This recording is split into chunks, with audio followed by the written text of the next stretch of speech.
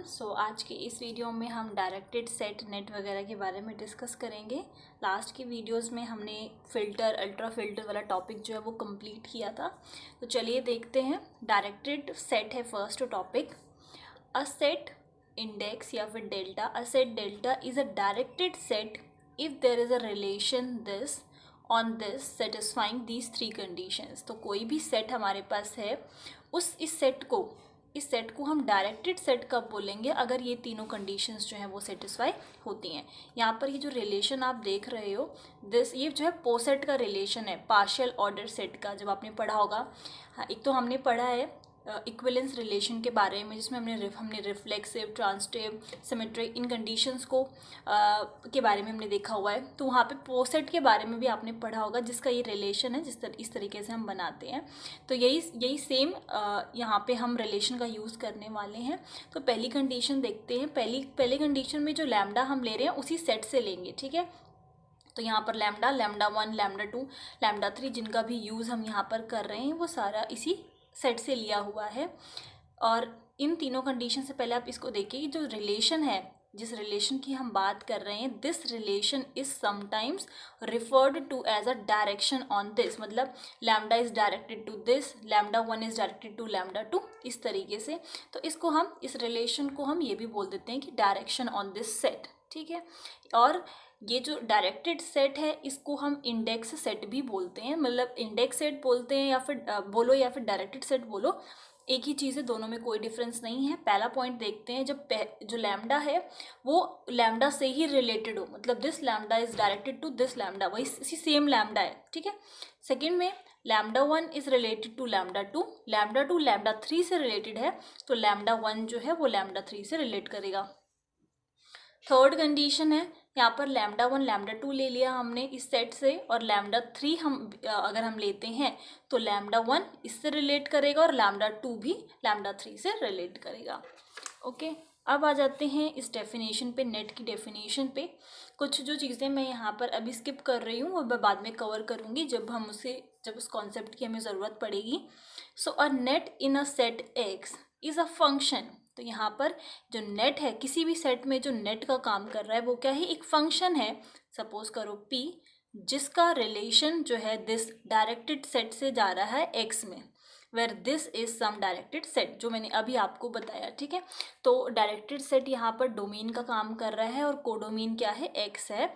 The point this P lambda is usually denoted by X lambda and we often speak of the net X n X lambda where this lambda belongs to direct set और the index set जो हम पढ़ते हैं, और the net x lambda। आप इसको इस तरीके से भी समझ सकते हैं कि ये मैंने ले लिया इसका कोडोमेन डेल्टा, और यहाँ से फंक्शन जा रहा है हमारा p जो कि नेट का काम कर रहा है टू x।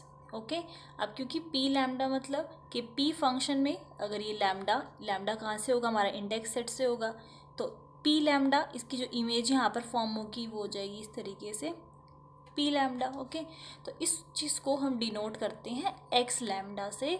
और मोर ऑफन हमने देखा है कि जो लैम्डा हम बोलता कैसे हैं कि लैम्डा जो है इंडेक्स सेट से बिलोंग कर रहा है। ओके, तो या फिर इस तरीके से बोल लो या फिर ये बोल लो। तो ये जो है जब भी हम लिखेंगे तो हम किसकी बात कर रहे हैं, नेट की बात कर रहे हैं, और the net x lambda.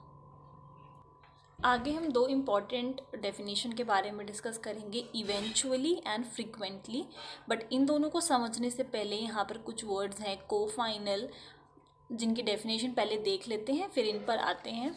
So first definition देखिए, अ नेट पी जो इंडेक्स सेट से x पे जा रहा है is eventually in x if there is element m belongs to this index set. यहाँ डोमेन से एक एलिमेंट लिया है हमने m, such that if n belongs to index set and उनके बीच का जो रिलेशन है, जो डायरेक्शन है वो इस तरीके से है, ठीक है, n is related to m in this way, then P n जो होगा वो कहाँ से बिलोंग करेगा, एक्स से बिलोंग करेगा। Okay, this net is frequently, ये इवेंचुअली था और इसी नेट को हम फ्रीक्वेंटली इन एक्स कब बोलेंगे, if for each m in index set there is n n in index set such that कि एन जो है एक्स से एम से इस तरीके से रिलेटेड है और P n will belongs to x. यहाँ पर डिफरेंस देखिए, फॉर ईच एम यहाँ पर एक element m belongs to lambda such that कि एक n ऐसा बिलोंग कर रहा है और यहाँ पर हर एक m के लिए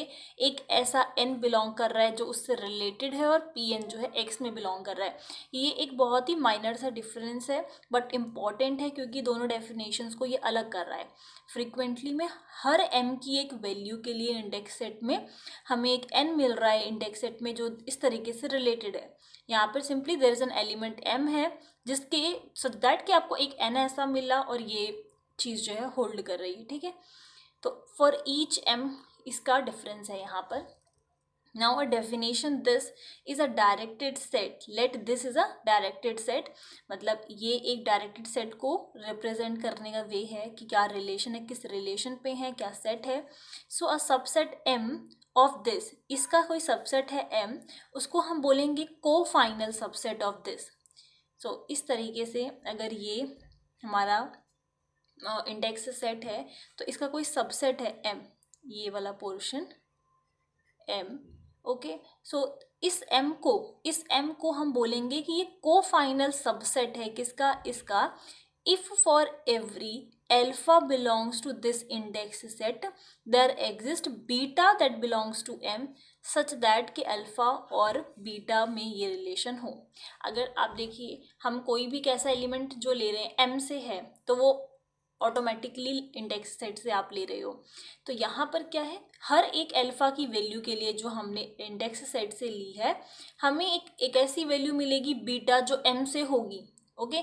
यहाँ पे स्ट्रिक्टली ये अल्फा जो है इंडेक्स सेट से है और बीटा जो है m से मिलेगा। मतलब बीटा ये इस बाहर की एरिया से नहीं मिल सकता, उस सबसेट से मिलेगा जो को-फाइनल सबसेट होगा और दोनों का जो बीच में जो रिलेशन होगा alpha is related to this या alpha is directed to beta, इस तरीके से, ठीक है। तो ये को-फाइनल सबसेट कहलाएगा।